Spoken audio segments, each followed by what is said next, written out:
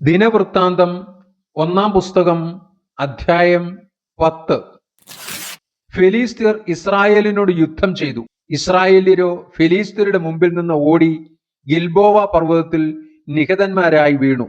ഫെലിസ്ത്യർ ശൗലിനെയും മക്കളെയും പിന്തുടർന്നു ചെന്നു. ഫെലിസ്ത്യർ ശൗലിന്റെ മക്കളായ യോനാഥാനെയും അബീനാദാബിനെയും മൽക്കീശുവയെയും വെട്ടിക്കൊന്നു. പട ശൗലിന്റെ നേരെ ഏറ്റവും മുറുകി. വില്ലാളികൾ അവനെ കണ്ടു. വില്ലാളികളാൽ അവൻ വിഷമത്തിലായി.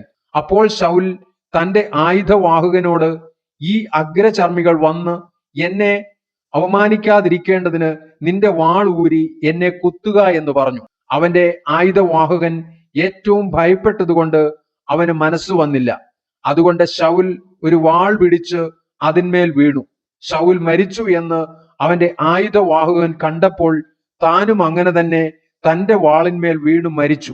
ഇങ്ങനെ ശൗലും 3 മക്കളും അവന്റെ ഭവനമൊക്കെയും ഒരുമിച്ച് മരിച്ചു. അവർ ഓടിപ്പോയി. ശൗലും മക്കളും മരിച്ചു എന്ന് താഴ്വരയിലുള്ള ഇസ്രായേല്യരൊക്കെയും കണ്ടിട്ട് അവർ തങ്ങളുടെ പട്ടണങ്ങളെ വിട്ട് ഓടിപ്പോയി. ഫെലിസ്ത്യർ വന്ന് അവയിൽ പാർത്തു. പിറ്റന്നാൾ ഫിലിസ്ത്യർ നിഹതന്മാരുടെ വസ്ത്രം ഉരിവാൻ വന്നപ്പോൾ ശൗലും പുത്രന്മാരും ഗിൽബോവ പർവ്വതത്തിൽ വീണ് കിടക്കുന്നത് കണ്ടു. അവർ അവന്റെ വസ്ത്രാദികൾ ഉരിഞ്ഞ് അവന്റെ തലയും ആയുധവർഗവും എടുത്ത് തങ്ങളുടെ വിഗ്രഹക്ഷേത്രങ്ങളിലും ജനത്തിന്റെ ഇടയിലും വർത്തമാനം അറിയിക്കേണ്ടതിന് ഫിലിസ്ത്യ ദേശത്തെല്ലായിടവും ആളയച്ചു. അവന്റെ ആയുധവർഗം അവർ തങ്ങളുടെ ദേവന്റെ ക്ഷേത്രത്തിൽ വെച്ചു. അവന്റെ തലയെ ദാഗോന്റെ ക്ഷേത്രത്തിലും തറച്ചു.